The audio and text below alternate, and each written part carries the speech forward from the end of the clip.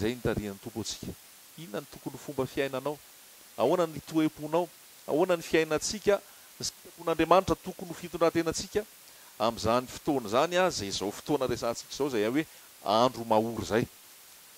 Fa raha manontany antsika tsirairay avy eo ka hitentsika hoe anontaniana hoe inona avy le ahoana ny fahitanao zao fiainana zao dia ny ankamaroantsika ilaza daholo fa tsy mety tsony zao fiainana zao. Tsy tsara fa ny tsara lavitra mbola ho avy. Andao maka ten'Andriamanitra tsika amin'ny Hebreo 12. Hebreo 12 andininy voalohany. Hebreo 12 andininy voalohany.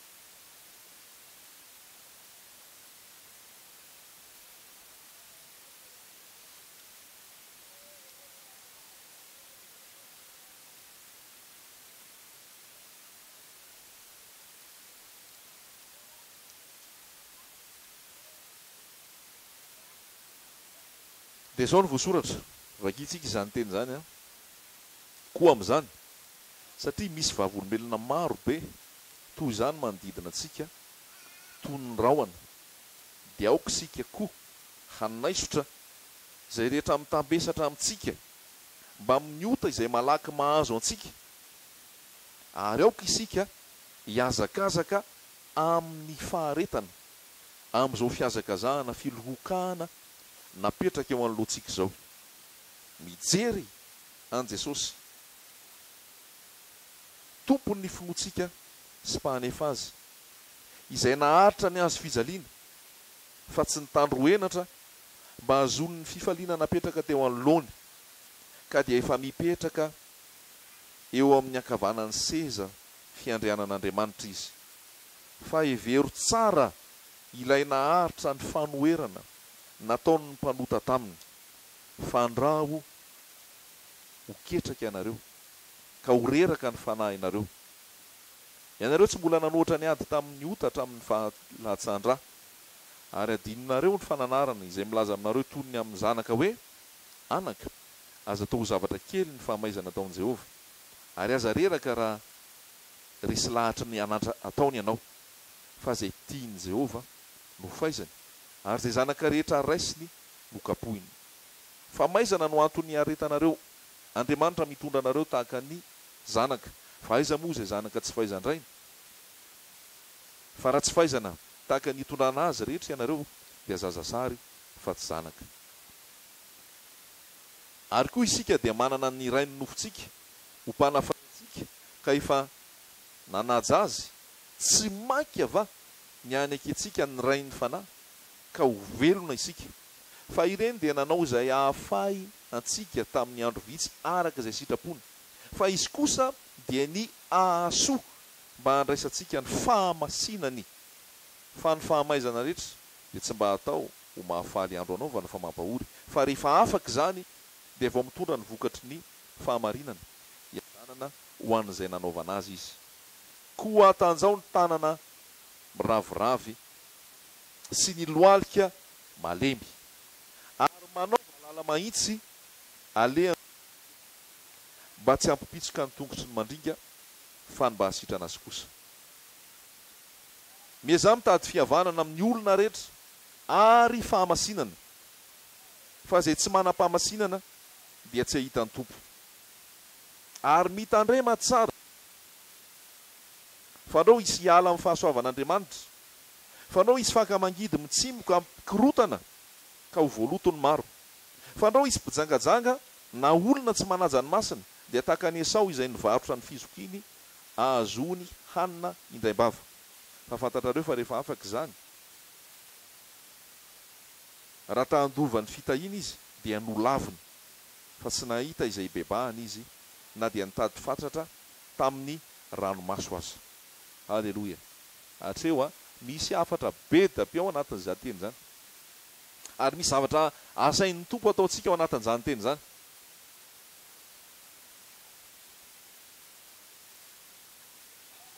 fa ny zavatra anankiray a tena ozy andininy ohatrany mahazo tsy micro azafady a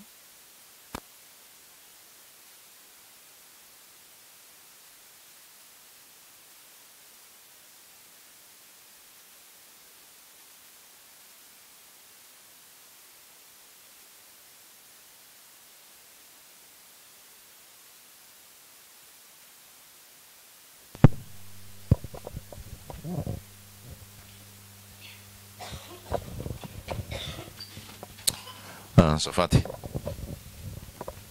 zavatra anankiray a zay tena apetraky ny tompo amitsika apetraky ny tompo ato amiko androany a ho antsika tsirairay avy satria betsaka ny mandalo ady betsaka mandalo fitsapahana fisadrana fizahn-toetra noho ny fitiavan'ny tompo daholo zany mety noho ny mety ho famaizana arak'ilay voasoratra teo amin'ny hebreo 12 raha famaizana noho ny fahotana famaizana noho ny fitiavan'ny tompo zany satria izy hoe raha tonareo faizina dia noho ny fitiavan'ny tompo zany ary tsy mahatsara le izy amin'izao fotoana fa rehefa aoriana dia ho hitanao ny fahatsarana fa raha tsy faizina ianareo dia ohatra ny tsisy ray zazasary fa raha faizina ianareo dia misaoran'ny tompo fa manana ray dia ny zavatra rehetra mitranga eo amin'ny fiainanao dia arak'izay voalaza zay hoe na le izy vokatra ny fahotana dia lasa zay ny zavatra misy eo amin'ny fiainanao na le izy tsy noho ny fahotana fa Andriamanitra mihitsy no manisy zavatra eo amin'ny fiainanao mba anefenanao hanamboarana hamolavolana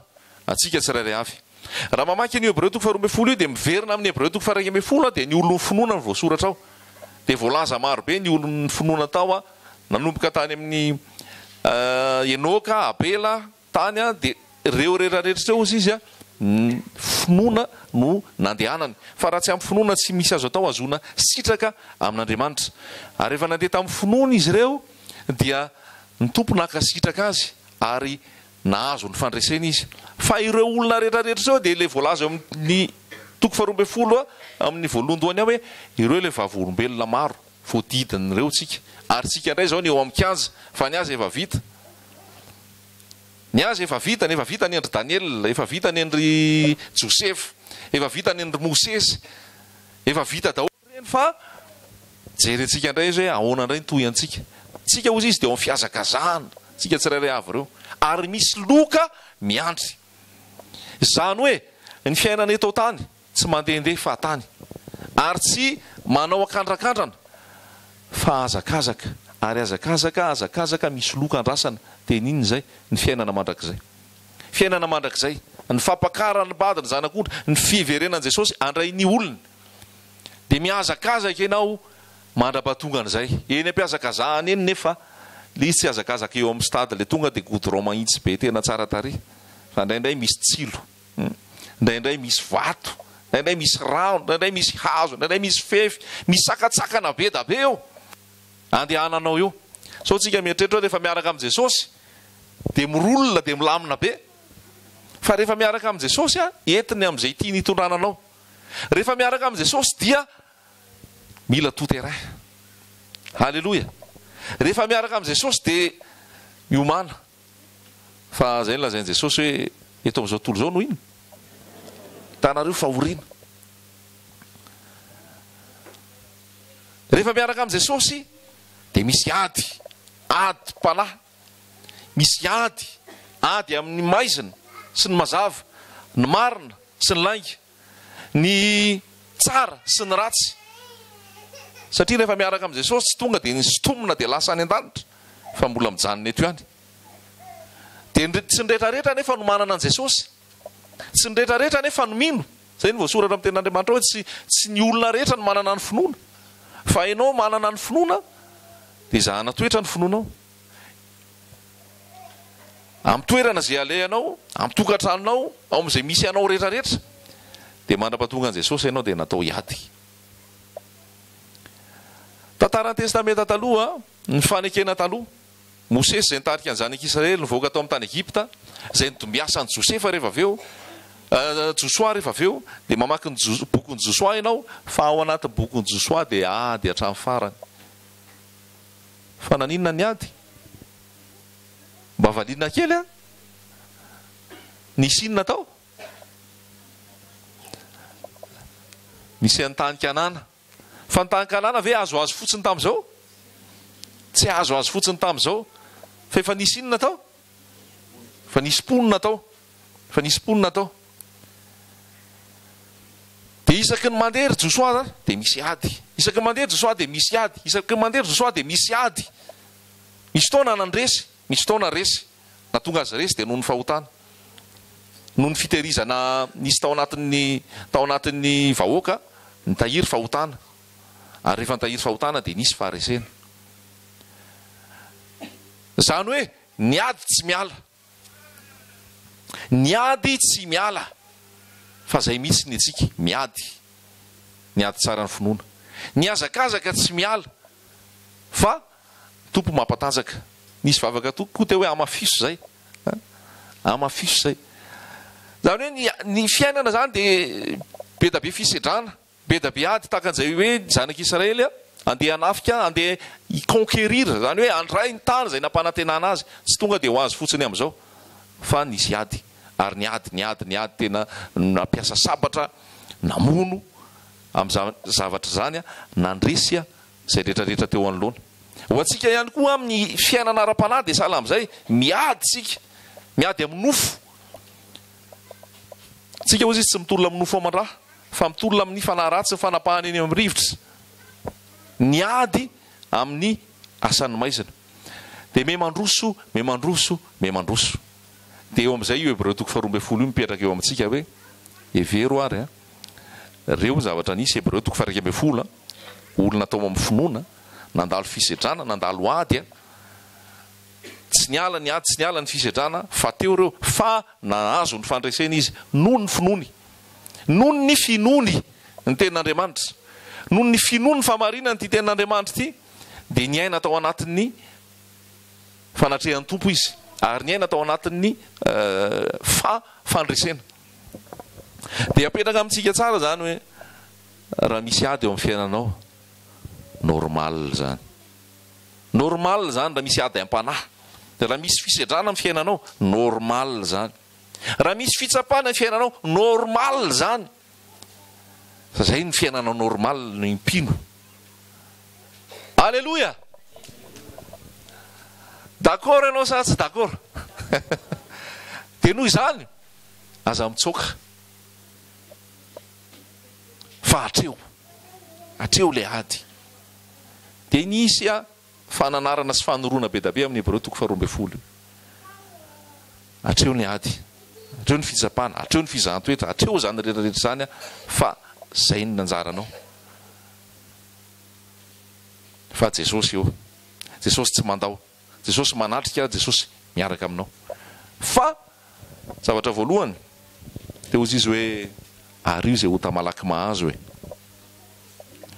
tsy Jesosy ny asaina manary an'io fa ianao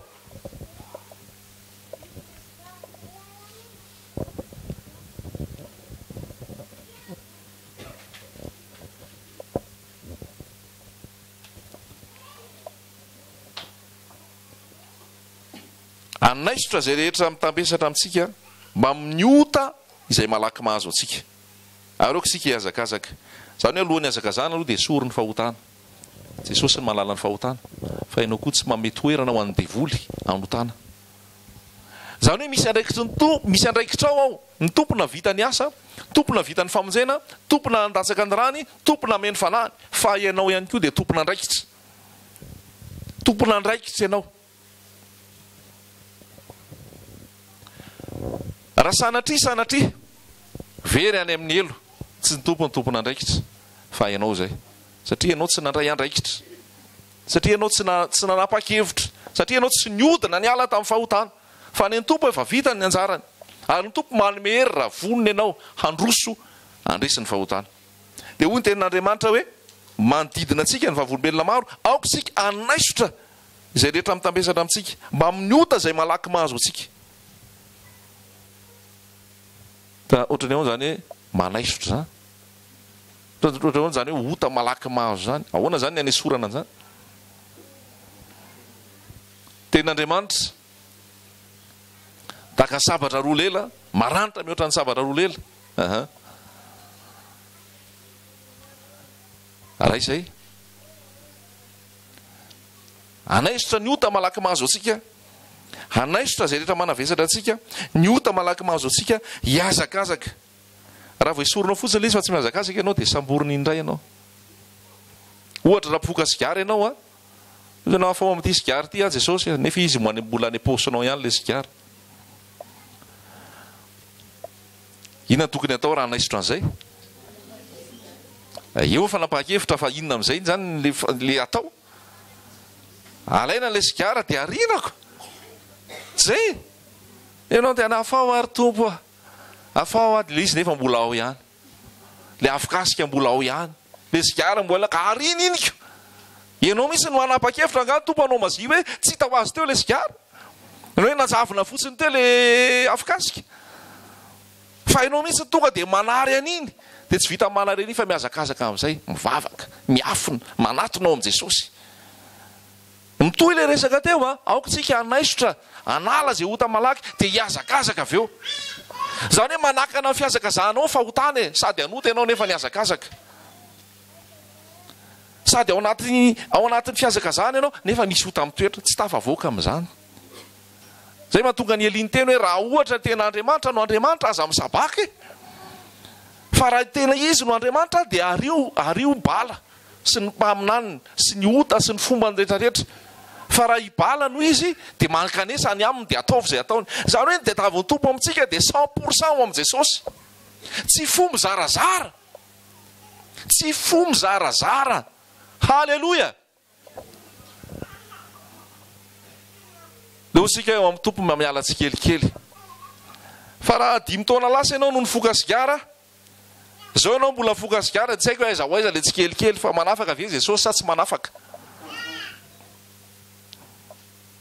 Raha 5 taona lasa ianao no misotrosotro, dia mamo, dia mbola misotro ihany, dia Jesosy nge manafaka tsikelikely. 5 taona zay mbola hoe manafaka tsikelikely, fa aiza le Jesosy nao? Fa aiza le Jesosiko? Ny olona anankiray rehefa tonga eo anatrehan'ny tompo, raha resaka sigara sy toka zany raha tena eo anatrehan'i Jesosy, eo no hoe zany dia miala. Tsy mila désintoxication zany. Tsy mila hoe mametaka paty zany. Tsy mila hoe alao aloha atao sigara artificielle kely. Fa zay le finoana, zay le herin'ny fanamasina, tonga dia miasa eo no eo no ny herin'ny fanahy. Tsy araka ny lozika ny médecine, tsy araka ny lozika ny olombelona, fa tonga dia manala eo aneo. Tahaka zany koa ny fijangajangana. Tsy hoe hiala tsikelikely amin'ny fijangajangana e. Aleo aloha tsika asianao, raha ny olo tsika isan'andro, alao mba atao 3 andro, isaky ny 3 andro aloha vao miona. Dia esorina tsikelikely, tonga dia tapahana avy hatrany. Tonga dia miala avy hatrany, miala sentiment mamotika anao. Zay na zay koa anao zay. Sentiment zany mandefitra fahotana. Raha lehilahy rehefa tsy vadinao dia hitsoay antosiry na nampitampo sy hitomany eo ary izy avy aloha izy hitomany. Fa rehefa tsy ianao iny vadinao dia miorena tsara mantosira. Halleluja. Masina ny lanitra, masina ny lanitra, ary tsy miditra ny fahotana. Tsy miditra ny fahotana. Mahery Jesosy afaka mamonjy anao. Mahery Jesosy afaka manafaka anao eo no eo. Tsisy atakandro. Manofa. Zay kely ananana an Jesosy e. Transformation, miracle. Ny fiazahan'ny olona mandreraka anazy. Fa raha amin'ny tompo tena miditra ao amin'i Jesosy, Jesosy manofa gagana. Manafaka anao. Andosiro, ialao. Raha toerana hitanao ve efa mampanota anao lava, aza andehanana intsony. Fa izao nefa ino tsara ny fanamaso dia no hoe sao dia any am-piasana izy dia za zany tsy asa tsony. Hoe zay no nampianaranay tamin'ny lahady hoe antosiro dia elao dia zay zany tsy asa fa any le mampanota anay. Misy zavatra mila fatarina ihany koa le izy. Raha zavatra napetraka hoe asa, andraikitra, napetraka ny tompo any ianao, tompo any mehery sy anafy hery ianao. Fa raha hoe namanamana, hitoranao amin'ny fahotana, antosiro. Raha hoe toerana, fifohana, fisotroana, mbola andalodalo sy andeha ao, antosiro, ialao. Zavatra pratika ny resahako atsika eto. Zavatra fomba fanao ny resahako atsika eto. Ozy ianao hoe tsy tafahalala le izy, tsy tafandositra le izy, Jesosy mamehery anao. Jesosy mame fahefana anao. ary itsahanao zany fahotana zany amin'ny anaran'i Jesosy. Itsahanao zany amin'ny anaran'i Jesosy satria efa nomeny Jesosy ny hery sy ny fahefana. Hoy Jesosy efa nomena ny hery rehetra ko mandehany ianareo. Ataonao ahoana nitondra fanafahana ho an'ny olona raha ianao tsy mbola afaka? Ataonao ahoana nitondra fiainana ho an'ny olona raha ianao mbola tsy miaina? Ataonao ahoana nitondra fahaliana ho an'ny olona nefa ianao mbola ao anaty fahoriana? Halleluja. Mandrosoa miaraka amin'i Jesosy. Manana zavatra tsara lavitra ao anao izy. Manana zavatra tsara noho fahotana tazominao io izy, izay hitondranao any amin'ny elo. Fa hitondranao amin'ny fanafahany Jesosy, hitondranao amin'ny fiainany Jesosy, hitondranao amin'ny fiadanana sy ny fitsarana. Aoka isika hanaisotra ny ota izay malaky mahazo antsika, dia hiazakazaka rehefa avy eo. Zany hoe mandosira rehefa avy eo. Aza ny toerana ray rehefa ozy ny ten'Andriamanitra hoe rehefa miala ny devoly ka lasa miala ao amin'ny olona anankiray dia lasa izy any ny efitrany. Dia rehefa avy eo ozy izy lasa verina kely ao amin'ilay toerana ny lehilahy. Ka raha hitany ao fa tsisy ninona dia manino? Verina indray izy. Verina indray izy ary rehefa miverina ao izy mahery vaika an'olona izy miverina tao. Satria mitondra fanahy ratsy, maherihery kokoa izy miditra ao. Dia izay no mahatonga anao mahita olona hoe mipotika avy eo. Hoe nanandrana ny vavaka, nanandrana nanantona an' Jesosy. Nefa avy eo niembotra, mola vao maika tena hitanao hoe pira. Zany hoe miratsy ny zavatra mahazo azy. Ohatra niala tamin'ny zigara, dia nialaala fotsiny fa tsy tena niala. Niala tamin'ny rongony, dia nialaala fotsiny fa tsy tena niala. Niala tamin'ny toaka, dia nialaala fotsiny fa tsy tena niala. Vao maika miratsy avy eo ny zavatra misy rehefa iverena an'ilay izy. Satria izay no lazain'ny tenin'Andriamanitra anie. Inona nahatonga an'ilay fanahy niverina? Ataovy mafimafy dia henoko tsara. Satria tsy tao ozy izy ny fanahy masina. Ny akoatr'izay tsy tao Jesosy nandeha tamin'ny herin'ny tenany. Tsodra fotsiny ilay izy natonga an'ilay fanahy niverina satria mbola nisy plasy tao hidirany. Mbola nisy banga tao hidirany dia ry misy irika kely aloaka plasy. Fa inona zany no tokony natao? No fenona. Dia rehefa feno iny dia tsisy toerana ny hidirany intsony. Feno tenin'Andriamanitra ny fiainanao. Feno fiderana ny fiainanao. Feno fankalazana ny tompo ny fiainanao. Feno ian Jesosy ny fiainanao. Kolosianina toko voalohany, Kolosianina toko faharoa manambara fa Jesosy ilay fahafenon'Andriamanitra. Jesosy ilay toerany fahendrena rehetra. Jesosy ilay fahafenona. Dia rehefa miditra ao dia voly tady irika. Dia io izay tsisy toerana tsony ao. Rahantsika rehefa tonga eto rehefa feno io toerana io tsisy toerana tsony dia mila maka seza aloha zay vao miditra indray. Dia izay seza rehetra ao amin'ny fonao ao, ao amin'ny sainao ao, ao anatinao ao, aza asiana toerana malalaka ao. Ka hidiran'ny ilay ratsy, hidiran'ny fahotana, hidiran'ny devoly ka hampanotana indray. Davida dia teny amin'ny Salama 130 hoe ny kapokako feno dia feno, ma coupe déborde. Zany hoe efa feno, tsisy hidiran'iza intsony ao. Efa vita borina. Efa vita borina an' Jesosy ve ny fonao? Efa isy tomboka se ve hoe an' Jesosy ty? Ary tsy mizarazara intsony. Alleloia! Fiainana miaraka amin'i Jesosy raha lasaina bavy, ady. Fa ady efa vita fandresena ao amin'ny tompo. Fa mila mihazona an'ilay finoana. Ny ota malaky mahazo. Na inona anarana ota teneninao eo, na inona anarana ota teneninao teo, efa potika Jesosy teo amin'ny hazo fijaliana zany. Tsisy fierana, tsisy excuse. Fa mavita Jesosy. Zay ota rehetrarehetra entinao eo, vitan' Jesosy manafaka anao. Zay fahazaran-dratsy rehetrarehetra entinao eo, vitan' Jesosy manafaka anao. Zay toe-po ratsy rehetrarehetra anananao, afaka Jesosy zany. Zay toetra ratsy anao rehetrarehetra, afaka Jesosy zany. Zay fisainana ratsy sy maloto rehetrarehetra, afaka Jesosy zany.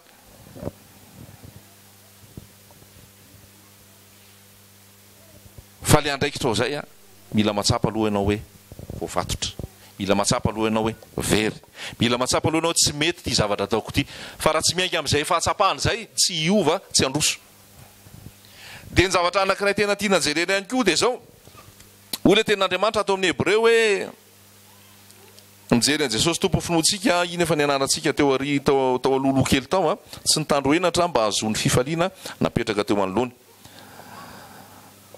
fa eo amin'ilay fahatelo fa hevero tsara ilay naharitra ny fanoherana nataon'ny mpanota taminy ireo mpanota nanimba tena fandraho hoketraka ianareo ka horeraka ny fanahinareo mba ny mahatonga anao tsy hoketraka atonga ny fanahinao tsy horeraka dia inona ny vahaolana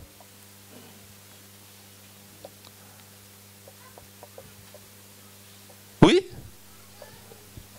afaka miteny a fifanakalozana kely zany sady miteny mitory ihany mifampizara indray inona ny vahaolana iza aloha zao tsy manana foketraka ato mba lazao kely iza tsy manana fanahy-ketraka ato ketraka daholo ve reraka daholo ve dia ahoana zany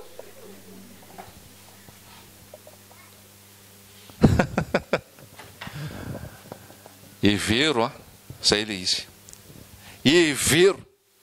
hevero ilay naharitra ny fanoherana nataon'ny mpanota taminy fandrao hoketraka ianareo ka horeraka ny fanahinareo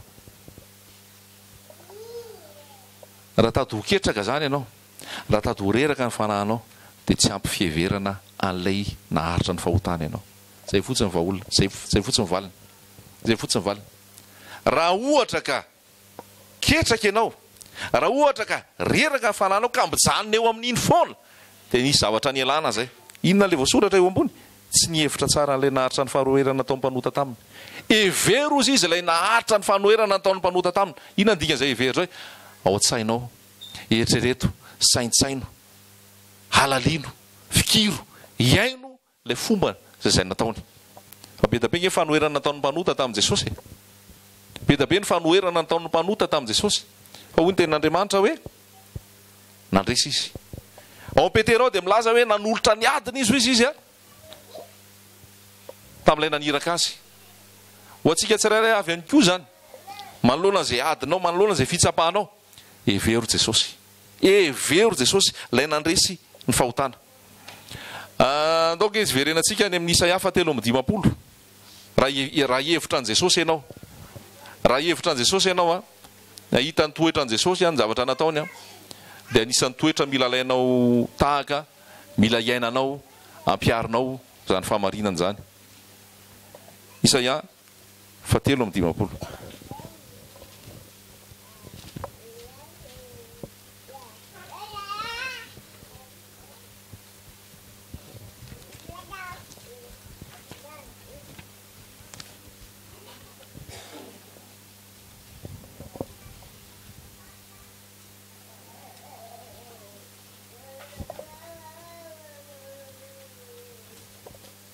andiny fa fito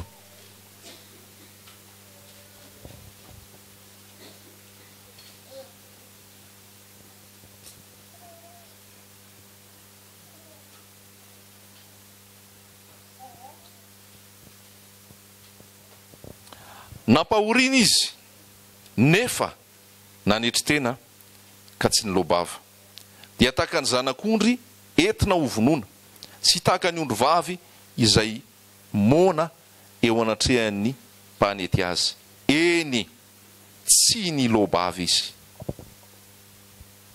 fampianarana voalohany apetraka eo anatrehanao dia tahaka an'io nataon'i Jesosy io nampahoriana izy inona nampahoriana fampahoriana natao tamin'i Jesosy kapohana satrohana tsilo nororana nosesoana teny nitenenana ratsy nanaovana zao teny mahery sy teny ratsy rehetra zao dia inona ny zavatra nataony nanetry teny izy tsy nilohabava dia tahaka ny zanak'ondry hovonoana sy tahaka ny ondry vavy izay mona eo anatrehan'ny mpanety azy avy alao an Jesosy ny ady avy alao an Jesosy efa hainao loatra le tenin'Andriamanitra hoe Jehovah hiady ho anareo fa ianareo kosa hangina any amin'ny fotomanina any dia miteny hoe tsara miandry ny famonjen'ny tompo amin'ny fahanginana tsara ny miandry ny famondrany tompo amin'ny fahanginana. Dia zay toetran' Jesosy zay, mba aleo tahaka, mba aleo tahaka, matoky ao am-po, matoky ao am-po, tsy manoty eo amin'ny vava. Efa mivadika zavatra hafa indray io amin'ny resaka hoe fifandraisana aman'olona, amin'ny resaka hoe toetra, amin'ny resaka hoe fifampitondrana, amin'ny resaka hoe mety fanaratsiana na zavatra ataon'olona. Dia ozy ny tenin'Andriamanitra hoe nanetry teny izy ka tsy ny lobava. Jesosy manamarina anao ny olona itenen'izay lazainy, zay ny olona anambarana izay teneniny rehetrarehetra eo. Reraka eo foana ianao raha malivava, fa zao manetry tena mangina taka ny ondry mona. Ao anatin'ny fahanginana no isian'ny herinareo izy ny tenin'Andriamanitra. Ao anatin'ny fahanginana no isian'ny herinareo. Jereo tsara ao anatin'ny io fampianarana amin'ny ny tantara rehetrarehetra amin'ny fanekena taloha moa dia mampahery be. Rehefa ny zanak'Israely misy fotoana zay andeha hiady, tafian'olona fotsiny zao andeha histafika hiady aminy. Misy fotoana zanak'Israely hoe tena matahotra. Tahaka izany tamin'ny andron'i Josafata izay nisy nanafika zareo. Dia ny nataony dia nikika tamin'Andriamanitra. Ny nataony dia niresaka tamin'Andriamanitra. Ny Andriamanitra nyteny avy eo aloha fa zany ikarakara anareo. Ianareo tsy hanao nininina. Dia tsy nanao nininina tokory zareo fa le fahavalo any niady hatrano tao, nitaitra sy nisahirana tao dia niady rery tao dia nifamono tao. Fa ny zanak'Israely tsy nanao nininina. Ny famonjenanao nge tsy amin'ny herinao, tsy amin'ny tanjakao, tsy amin'ny famalianao vavy, tsy amin'ny famalianao ratsy, tsy amin'ny aranofo. Paoly dia niteny hoe ny fiadian'ny tafikay na dia mandeha aranofo ary zay, na dia olombelona ary zay, ny fiadiana tsy aranofo. Fa ny mahery eo amin'Andriamanitra zay andrava fanorenana, andrava manta, ara-panahy zay. Halleloja. Zany hoe le fomba fiainan'i Jesosy evero, evero. Dia ahoana ny alalanao zay? Vakio ny baiboly. Matio, Marka, Lioka, Jaona, filazantsara milaza direkta ny fiainan'i Jesosy. Isaia 7:10 milaza direkta ny fiainan'i Jesosy. Fa ny fiatombohan'io miainga amin'ny fibebahana nefa. Zany hoe rehefa ao ny fanahy masina noho ny fibebahana, ny fanoloran-tena tanteraka ho an'i Jesosy, ary mitoetra ao anatinao ny fanahy masina, dia ny fanahy masina amin'izay ny mamoaka an'ireo toetra tahaka ny an'i Jesosy ireo. Fa raha io ny fihezahanao, tsy voavoalohany fa fizarantsika an'izay, tsy andreraka koa ny amerimberina an'izay, fa raha ny fihezahanao amin'ny matenanao sy ny nofonao fotsiny, dia tsy havitanao ny sitrapon'Andriamanitra. Fa noho ny fanombona ny nofo teo amin'ny hazo fijaliana, ary zay ny hitoriana ny herin'ny hazo fijaliana isan'andro. Ary Jesosy miteny hoe tsy azo ekeny ho mpianatra ianao raha tsy mitondra ny hazo fijaliana isan'andro. Dikan'izay mitondra ny hazo fijaliana isan'andro zay, manaiky ny famonjena nataon'i Jesosy ary matiny amin'ny nofo. Finoana zany, finoana hoe efa vitan'i Jesosy zany inoko, fa ny toetrako taloha, ny tenako taloha, ny olona taloha dia niara-nombona tamin'i Jesosy teo amin'ny hazo fijaliana, ary niara-nalevina. Dia rehefa nitsangana tamin'ny maty Jesosy, niara-natsangana tamin'i Jesosy ihany koa. Ary rehefa niara-natsangana dia niara-natsangana amin'ny fiainam-baovao, miracle zany. Alleluia. Efesianina, Romanina, toko 9 dia manambara an'izay processus, zany hoe dingana zay lalovana famarinana tenin'Andriamanitra zay hoe ho anao zay mibebaka dia fataro hoe fa dia rehefa ny tena mibebaka marina ianao, inofinao tsy mahay manao sitrapon'Andriamanitra io le nofo le ao anaty le manota efa niara-nombona tamin'i Jesosy teo amin'ny hazo fijaliana, niaraka tamin'i Jesosy ary niara-nalevina. Dia avy eo niara-nitsangana dia nitsangana fiainam-baovao, ahoana moa zany, zava plante vaovao, maniry vaovao, fa inoy fotsiny zay. Dia rehefa mino ianao hoe olona vaovao amin'i Jesosy, izy ny mamehery, izy ny manosika, izy mitarika. Fa zay ny famarinana ny tenin'Andriamanitra, tsy ny fiezahana. Evero ilay nandresy, evero ilay niaritra izay nataon'ny mpanota taminy. Mba mihevitra an'izany ve ianao? Tsy ny lobavy izy, nandresy teny izy, tsy ny teny izy. Ny fanginana tsy midika faharesena. Halleluja. So hoe te hiteny farany io foana. anana ny teny farany eo foana fa ny fanginana tsy midika farisena. Ohatran'izany ny Jesosy tsy resanga Jesosy tsangana tamin'ny maty izy avy eo. Jesosy ny mampandrisy anao, Jesosy ny mampitoetra anao, Jesosy ny mampiorona tsara anao. Evero saintsainao Andriamanalina ozy voasoratra ao amin'ny Josoa ty boky ty. Saintsainao Andriamanalina azavela hiala eo anoloanao. Fa amin'izany dia ho ambininy ianao sady ho lavorariny ataonao. Salamo voalohany sambatra ny olona izay tsy mandeha amin'ny fisainana ratsy fanahy, tsy mijanona amin'ny lalana fahaleham-panota, tsy mipetraka eo amin'ny fitoeran'ny mpaniratsira, fa ny lalàny Jehovah ny sitrany, lalàny Jehovah ny saintsainy andro aman'alina.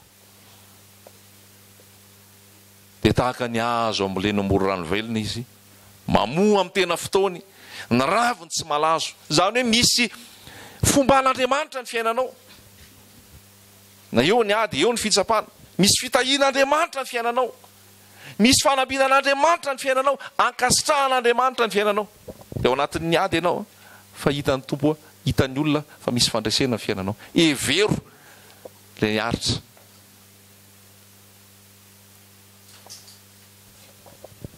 Fa indraindray antsika enton'ny nofo, indraindray antsika enton'ny fo, dia lasa mamaly ratsy ny ratsy. Lasa mamaly ratsy ny ratsy, ny fanaratsiana ny fanaratsiana. Nefa Petera dia milaza mihitsy amin'ny epistiliny hoe aza mamaly ratsy ny ratsy, na fanaratsiana ny fanaratsiana. Faoka hisaotra. Vavao an'izay manentsika anareo. Amen. Tsofrano izay miady aminao. Vao tonga zanak'Andriamanitra ianao.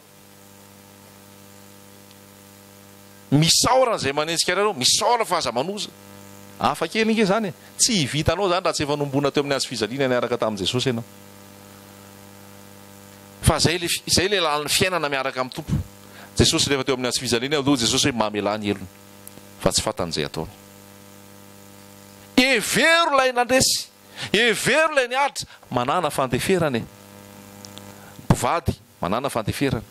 Raha lehilahy manana fandeferana amin'ny vadinao. Raha vehivavy manana fandeferana amin'ny vadinao.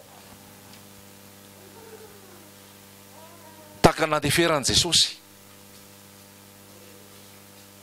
Fa vao maika zany mitondra fitahiana ao anao, vao maika zany mitondra hero anao, ary tsy ho reraka ianao amin'izany. Fa namasina natanteraka an'izany ao anatinao. Impiry moa izy izy ny manota amiko ny rahalahy ka tokony avelako. Hatramin'ny impito va. Dia hoy Jesosy tsy hatramin'ny impito, fa lazaiko anao fa 70 impito. Ao anatin'ny ray andro zay. Ao anatin'ny ray andro zay a. Dia isan'andro zany ohatr'izay foana. Dikan'izay zany tokony haninana foana. Amela foana, amela foana. Misy anatso anah avy any Fransa tamin'ny Zoma.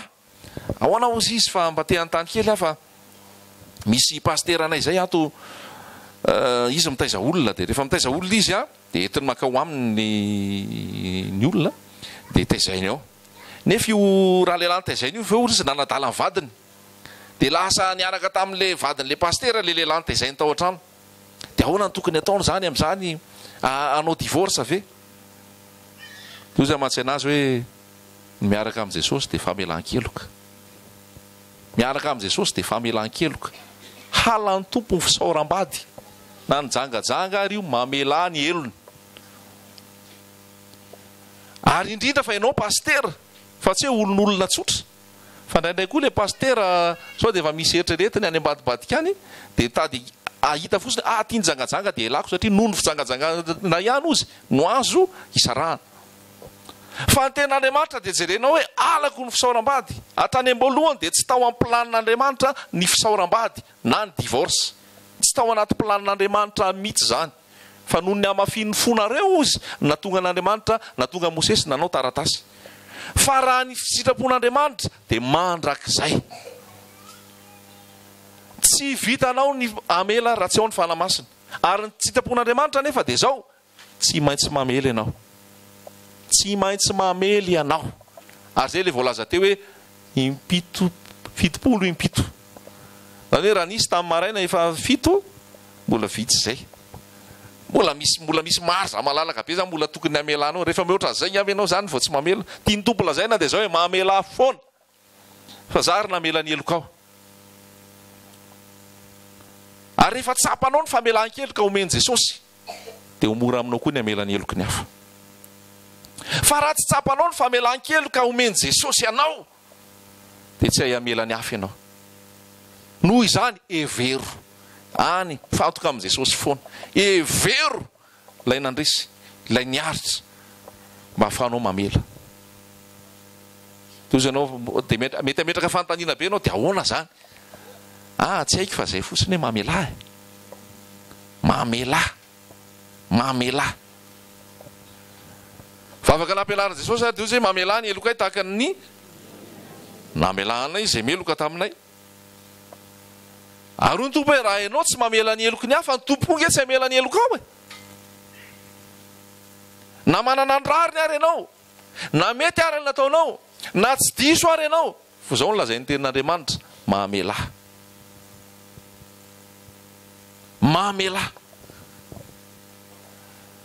mora ny zikako maivana ny entako fanamasina rehefa ao aminao manosika anao zay le fahasoavana zay le herin'ny fahasoavana eo amin'ny fotoana zay mety hoe manavesatra eo amin'ny fotoana zay mety hoe tsy ho vitanao eo amin'ny fotoana zay treretinao hoe tena hoe reraka ianao tompo mamery tompo mitarika indray ary ny tompo manome fahefanao anao dia mbola amela hatrany ianao mbola andefitra hatrany ianao mbola ho tia hatrany ianao mbola amaly fitia hatrany ianao halleloia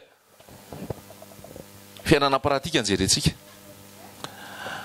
ary dia tavin'olona dia olona miaina tahaka ny nataon'i Jesosy mandefitra mora fanahy mamaly tsara zay ratsy dia tavin'olona tao mamaly soa zay ratsy dia tavin'olona tao tsy miteny ny vava fa ny fitondratena no hitan'ny olona fitondratena no hitan'ny olona dia zany rehetrarehetra zany tena hoe tia napetraka amintsika hoe manoloana zay adinao ao manoloana zay fitsapahanao ao manoloana zay fisedranao ao no vahaolana toroko anao evero Jesosy aizy Jesosy re olona Jesosy ny lohany tena tiako lazaina aminao zany Jesosy atonina Jesosy resahana Jesosy itomanina Jesosy ikikaikana Jesosy jerena fa miaino anao io mamaly anao io misitona anao io mampiakatra anao io rahalavo ianao ny olona ny andasanao ary ny olona tadidy an'iny fahalavony iny foana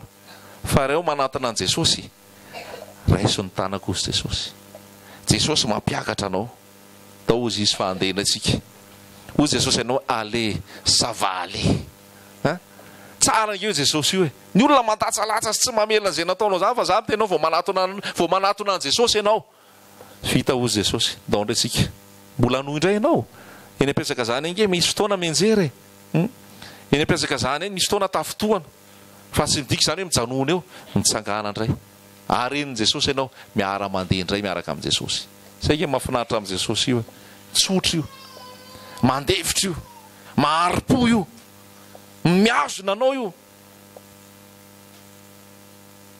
zay tena vahaolana zay ny tena hoe mbola misy andro iainana mbola misy fofonaina raha lasa ainabavy mbola miverenao amin'i Jesosy foana zay ihany aza mijanona mifanameloha-tena fa mifanameloha-tena nafaty an'i Jodasy namonono tena fa ny Petera fatany famindrapon'i Jesosy dia nanatona an' Jesosy izy azonareo mahatonga anahy miteny an'izay satria Petera sy Jodasy samy nandahan' Jesosy rehefa tonga ny fotoana zay nisamborana an' Jesosy ary Jodasy moa namatika azy mihitsy fa samy nanana fotoana reo afaka ny bebahana fa i Jodasy ny fanameloha-tena nipetraka tao aminy fa ny Petera tsapany hoe rehefa nifampijery ny mason'izy Jesosy dia tsapany hoe misy famindrapo ao amin'i Jesosy tsapany hoe misy fitiavanao amin'i Jesosy tsapany hoe misy fahalemem-panao amin'i Jesosy tsapany hoe misy faharetanao amin'i Jesosy dia niverina izy dia nanatona an' Jesosy dia hitanao ny epistily nosorata amin'ny Petera hitanao fa Petera ny lasa hoe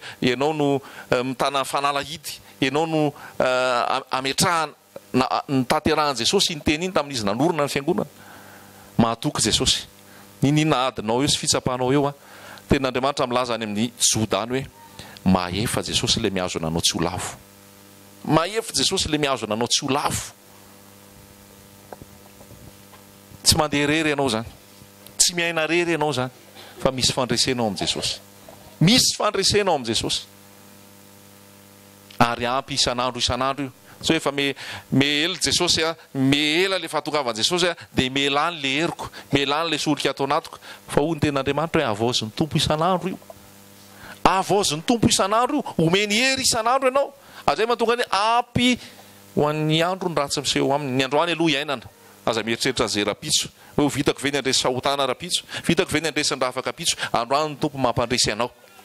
Vita ny androany a, rapitsonay izy manome hery, rapitsonay izy manome fahefana ho amin'ny rapitso. Iaina amin'ny finoana, iaina amin'ny fahatokiana ny tompo, fa zay le miaraka amin'i Jesosy.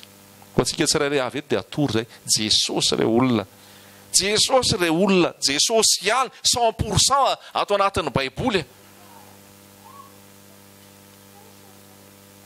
Jesosy tsy ampiana ninninna, Jesosy tsy afangaroaro zavatra, fa tena Jesosy ihany. Azonao ve ny tiako tenenina?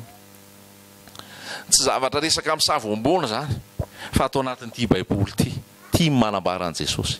Dinianareo ny soratra masina izy fa ataonareo, fa ao no azaonareo fiainana. Ireny manambara ao izy, nefa nareo tsy mety manatona anahy, azaonareo fiainana. Ato daholy ny momba an' Jesosy, averiko ihany zay. Ato daholy Jesosy dia ampy ho anao. Mampalelo eto Madagasikara fa tsy dia hita Jesosy amin'ny fivavahany. Jesosy amelany elokao, Jesosy anafaka ny fangejanao, Jesosy anala ny fahotanao, Jesosy anavotra anao sy amonjy anao, Jesosy le tena filazantsara ny mila toriana eto Madagasikara ary fantatry ny olona rehetra. Fa tsy zavatra hafa sotsitomina atao anatin'ny Baiboly. Zavatra hitanao sao dia hoe ranon'ny Jordana nasitrana anao. Tsy miresaka Jesosy fa tonga avy any aiza moa le toerana teo, fa rano spesiala nalaina avy any Jordana.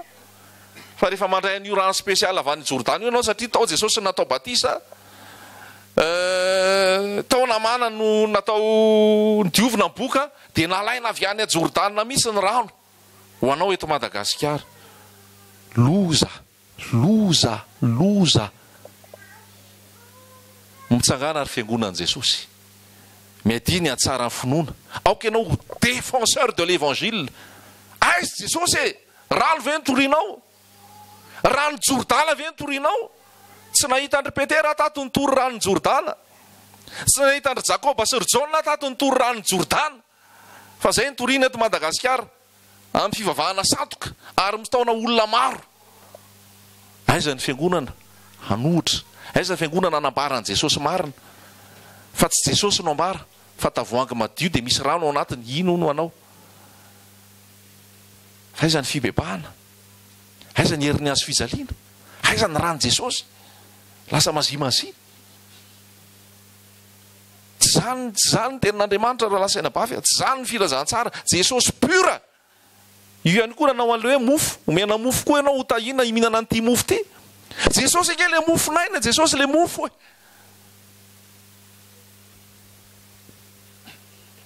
Aza mino ny fanahy rehetra fa izaho toetra ny fanahy. Ianao zany moa zany nitondra rano Jordana ray conteneur avany, sa ahoana ny fomba nitondranao an'izay? Dia ahoana ny fizarazarana an'izay? Eny raha resaka fizarana an'izany moa, fa tena hoe zavatra tsy mitombo zany raha lasaina bavy, ary zareo Jesosy any lalana sy famarinana fiana, ary Jesosy dia ampy. Fa tsy hoe samy mitondra rano mody dia rano zany mitondra fitahinanao, mpanompo sapy ianao. Ary ny mpanompo sapy tsy miditra ny fanjakany lanitra fa any ivelany, any amin'ny fahaverezana, any amin'ny afo be. Jesosy io zany tsy azo atakalokalonao hoe lakroa, rano kely, labozy, inona koa? Sapakazo, menaka, saple. Tsy azonao atakalo ninninona zany. Ary ny ten'Andriamanitra dia milaza mihitsy aza manao sarisarin-javatra, aza manao endrika ety ivelany an'Andriamanitra. Tsy misy an'izany, tsy ao anatin'ny Baiboly zany Andriamanitra dia nametraka aza manisy sarisarin-javatra, aza manao endrikendrika Andriamanitra, aza manao zavatra hita maso. Andriamanitra dia fanahy. Ary zay mivavaka amin'Andriamanitra dia mivavaka amin'ny fanahy sy ny fahamarinana. Fanahy sy ny fahamarinana. Isan'andro ianao zany a, dikan'izay rehefa aminao ny fanamasina, tsisy hoe alahady ianao vao hivavaka. Tsisy hoe alahady ianao zay vao azo ny famonjena. Isan'andro ao aminao fanamasina, miaina araka ny tenin'Andriamanitra ianao. Ho antsika tsirairay avy eto ampianarana antsika zany hoe Jesosy eo foana. Jesosy afaka tsoinao amin'ny fotoana rehetra. Jesosy afaka resahanao amin'ny fotoana rehetra ary mamaly io, miaina io, ampianariko anao zay. Tonga dia vahaolanao anao zay lohandroany. Andramika izao fa tsara Jehova. Ary misy vavolombelona maromaro ato, afaka hijoro vavolombelona ho anao koa. Fa rehefa miantso an' Jesosy izy, Jesosy mamaly azy. Jesosy mihaino ny fitarainana. Jesosy mibitsika. Jesosy mampahery azy. Direct. Marina fa eo ny rahalasaina bavy, manaiky an'izay mihitsy ahako. Marina fa eo ny mpiray-tampo amin'ny tompo. Marina fa eo ny pastera sy ny eritreritreritretra zay napetraky ny tompo ary fandaminana napetrany. Fa ambony zay rehetrarehetra zay, ianao mihitsy, ianao direct, mihevitra, ny fisainanao any amin'ny Jesosy, ny fonao amin'ny Jesosy, ny masonao ampanambanjana an' Jesosy. Ianao miantso an' Jesosy direct. Dia ianao ahoana ny fomba etsoko azy, ahoana ny fomba hitenenako azy, mampianatra anao ny tompo. Mampiteny anao araka zay fomba hitenenanao izy, zay fomba fibadabadanao eo. Fa tsika koa tsy hampianatra fomba fivavaka, tsika koa tsy hampianatra resaka taratasy hoe tia ny vavaka atao mahomby rehefa tia ny fomba hitenenana azy. Tsy zany io, fa ao am-ponao ao mihitsy. Ianao no miresaka amin'ny Jesosy, ohatra ny resahanao amin'olona, ohatra ny resahanao fotsiny amin'izao. Tsy mila protocole, tsy misy zavatra amboamboarina be, ampanahy dia manatona ny tompo ianao. Halleloja. Velona Jesosy, velona Jesosy, ary mila olona velona ihany koa izy, manambara ny filazantsara marina, tsy mifangaroaro Jesosy sy ny herin'ny azo fijaliana. Ho anao zay mbola voafatopatotra, manafaka anao Jesosy. Ho anao zay mbola ao anatin'ny ota malaky mahazo, ary io zany manafaka anao Jesosy. Fa misy hery eo amin'ny Jesosy. Halleloja. Tianao ve ozy izy no amotehana ny herin'ny fahotana? Dia ny hery ozy izy dia ao amin'ny Kristy. Ny hery dia ao amin'ny Kristy. Aleoko le teny frantsay no mazava kokoa no le teny malagasy amin'izay hery zay. Ozy izy hoe la force est en Christ. Fa tsy hoe misy hery eo amin'ny raha. Satria raha manao misy hery eo amin'ny raha indray dia hoe raha kofy amin'ny rahanao mary zay Jesosy. Zay tsy vavaka atao zay hoe raha kofy amin'ny rahanao zay Jesosy. Raha kofy amin'ny rahanao ny fanoloran-tenako ity Jesosy, tsy biblika zany. Hoe raha kofy amin'ny rahanao Jesosy. Ny rahan'i Jesosy tsy atao andrakotra. Rahan'i Jesosy andevona fahotana amelana ny heloka. Fa ny fanamasina no mitarika. Fanamasina ny manazava, ny anjelin'i Jehovah mitombo manodidina izay matahotra azy ka mamonjy azy. Zay koa ny fahamarinana ny tenin'Andriamanitra. Fa raha mivavaka ianao hoe raha kofy amin'ny rahanao ty tranoko ty Jesosy, raha kofy amin'ny rahanao ny zanako Jesosy, tsy tena vavaka mipetraka zany ary tsy biblika. Satria tsy zay afany tamin'ny zanaka Israely hoe nasiana le raha teo amin'ny tolana, dia azafady, dia zay no raha isika koa hoe mba raha kofy amin'ny rahanao Jesosy. Tsy zay. Jesosy misy rehefa ao anatinao. Halleloja. Fa tsy ny rahan'i Jesosy no alainao hiaro anao, fa Jesosy no ao anatinao. Azotsika ve zany? Ny anjelin'i Jehovah mitombo manodidina izay matahotra azy. Ny anjelin'i Jehovah mitombo manodidina anao. Ary ny fanahin'ny tompo mitarika anao sy mampianatra anao. Fa ho amin'izay fahotanao rehetra dia ny rahan'i Jesosy ny manala ny fahotanao. Halleloja. Mazava ve izay fahamarinana ny tenin'Andriamanitra izay? Ny ranosy laozy, ny ranjanak'ondry, ny raha zay naterina ozy izy naterina tamin'izany fotoana ho famelana ny heloka. Maika fa ny ranjanak'ondry. Indro ny zanak'ondrin'Andriamanitra zay manaisotra ny fahotana zao tontolo zao. Efa voadio nareo tsy tamin'ny vola fotsy na volamena, fa tamin'ny ranjanak'ondry. Zay nanadiofana, zay nanavotana. Zany hoe aoka hipetraka le fahamarinana mba hazava amintsika izay. Ianao zay mbola nanao vavaka ohatran'ilay lazaiko teo zany, arovy amin'ny rahanao, sarakofy amin'ny rahanao, manomboka androany zay ajanony. Fa tsy vavaka atao zay. Fa ny rahan'i Jesosy dia natao amelana ny heloka andevonana ny fahotana. Halleloja. Ho fantatrao ny marina. Ny marina manafaka anao tsy ho andevo. Misy hery ao amin'ny Kristy. Halleloja. aza velan-daly fotsiny le teny aza velan-daly fotsiny le teny aza velan-daly fotsiny le teny fa manana zavatra tsara ho anao Jesosy ary rehefa manana zavatra tsara ho anao Jesosy tsy vita an'izay fa aniraka anao koa izy izara zavatra tsara ho an'ny hafa aza atao taraiky ianao ary aza nonona ataonao mahatonga an'le planin'Andriamanitra ho taraiky fa manana zavatra tsara lavitra ho anao ny Tompo.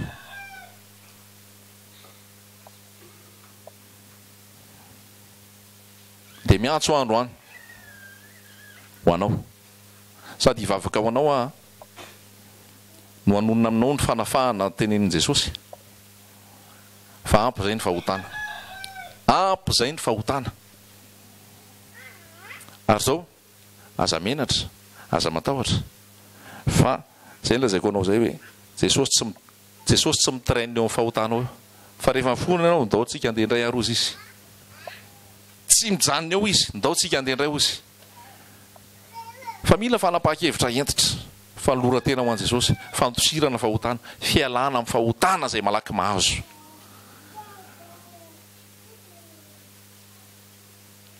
miasa ao anatinao zany teny zany miasa ao anatinao zany teny zany mino aza zato isan'zato miasa ao anatinao zany teny zany mahatonga anao androany tena hoe ho torotoro ny fonao ho torotoro ny fonao anaiky ny faratsiny ny fahotana ary atsapa ny fitiavan'i Jesosy eto amin'ity toerana ity ary miasa ny fanamasina tena hoe ho Jesosy ny lohany aminao ary hiadore azy ianao. Tamin'ny herinandro indray na tamin'ny tababolana izay dia nisy olona niantso anandray avy any France. Any France izy mandre mahita ny toriteny niantso izy. Misaotra betsaka anao izy fa be da be le toriteny efa nianoky tato amin'ny internet tato dia nitotony eto amin'ity toriteninao ty fa fantatra hoe ty famarinanao ty ato aminao ty le famarinana anambaran'ny Tompo. Fa hatramin'izay ozy izy dia miatahata amin'i Jesosy fotsiny ny ataoko makataka lava amin'i Jesosy no ataoko fa kainy tena famarinana za tena natao hiadore an' Jesosy.